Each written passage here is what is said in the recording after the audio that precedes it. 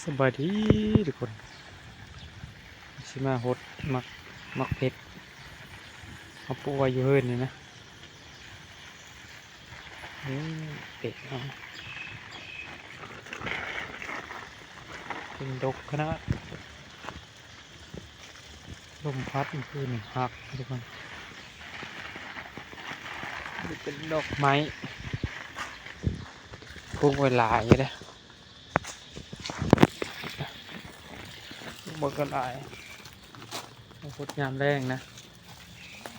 ติดตามรับชมกันเลยทุกคน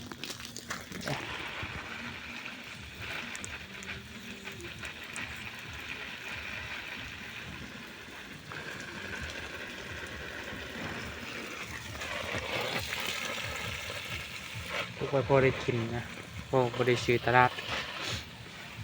ก็เป็นมะทั่วเป็นมะทั่ว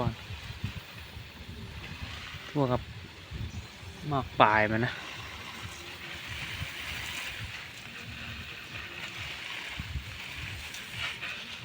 มืดป่านั่นก่อน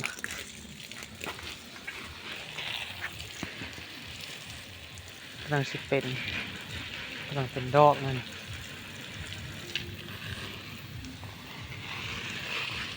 ลมพัดมันขึ้นฮักเบิด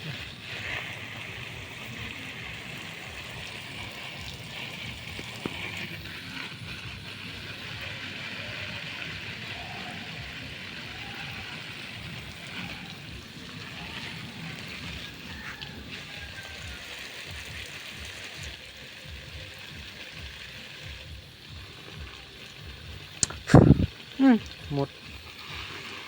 เข็ดกำลังงาม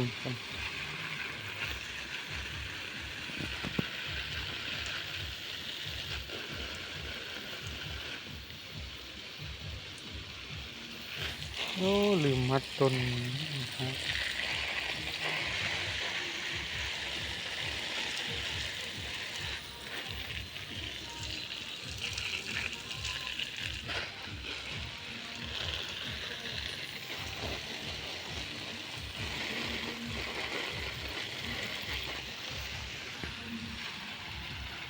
ยำแรงมันมีอย่างเฮ็ดคนเอ้ย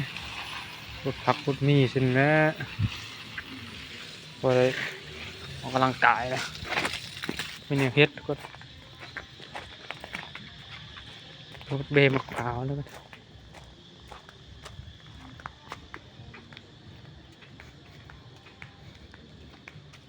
พาผมมีโถพุดบังหอมหลังบ้าน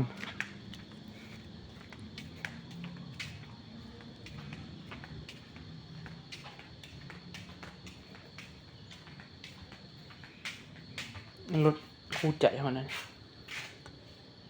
ยุคเก่าสูทุกคนนะพุดบังหอมหลังบ้านนะเมื่อกี้นั่งพูดสองบอนกำลังพูดนี่ทุกวันวันนึงเข้าตัวเองเป็นผักหอมเสียแก้วกัน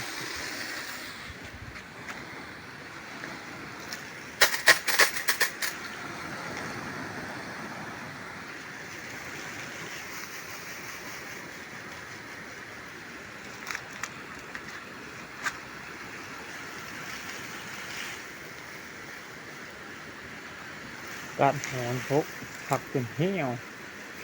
เป็นลึก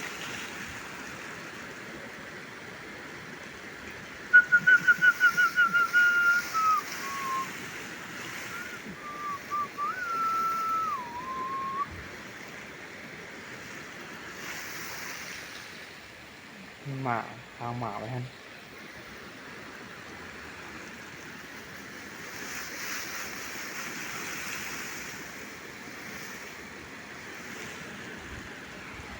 มันจะหอมกัน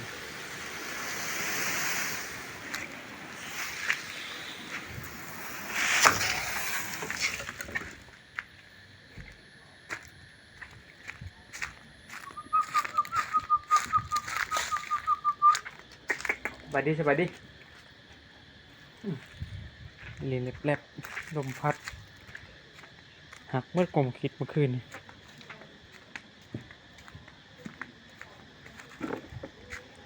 คนอยู่นี่ก็มีนะ